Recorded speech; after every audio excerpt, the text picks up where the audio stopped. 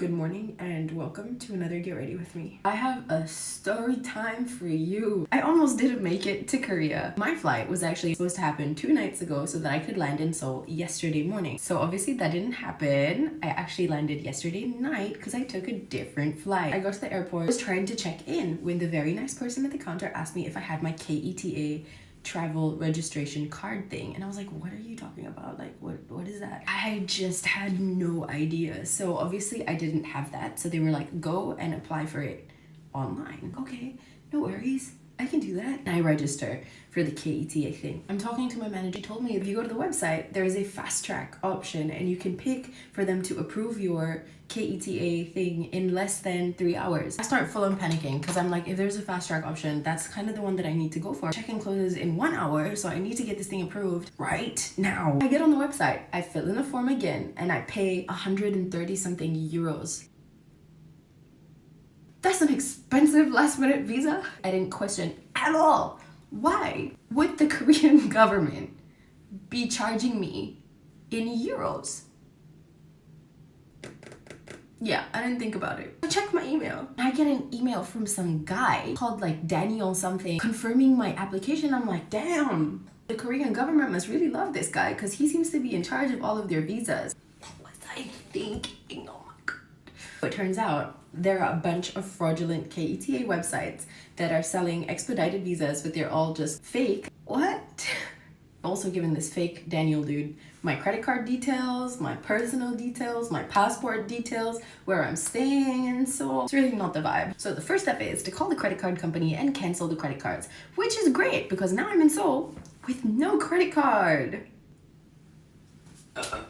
I don't cancel the transaction that went through for the app, so I'm like, okay, maybe the visa is still gonna come in time. It is 9:45. I was speaking to AD who was just here in Seoul, and he said that the KEDA thing was not as like tightly politicized as it is now. He was inside ready to board when he was filling out the KETA thing. I don't know when this thing was implemented, but you can't even check in. I hate to be the bearer of bad news, but we are not getting on this flight.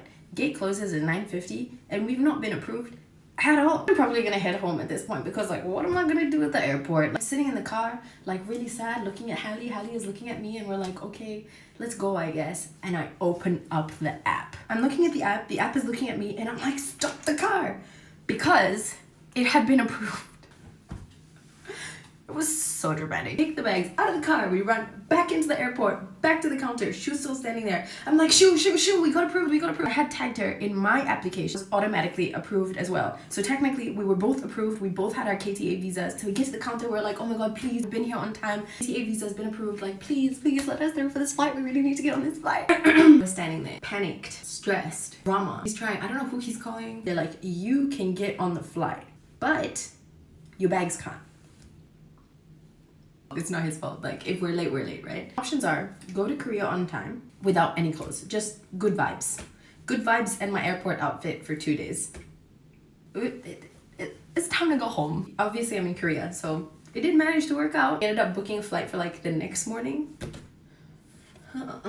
24 hours later from the first original flight, I landed in Korea. No complaints, because at least I made it here. Only one thing that I want you guys to take from my story. It is, if you are a Malaysian or from anywhere in the world traveling to Korea and you want to register for your KETA, don't do it on a website. Just download the KETA app. If you didn't know, now you know.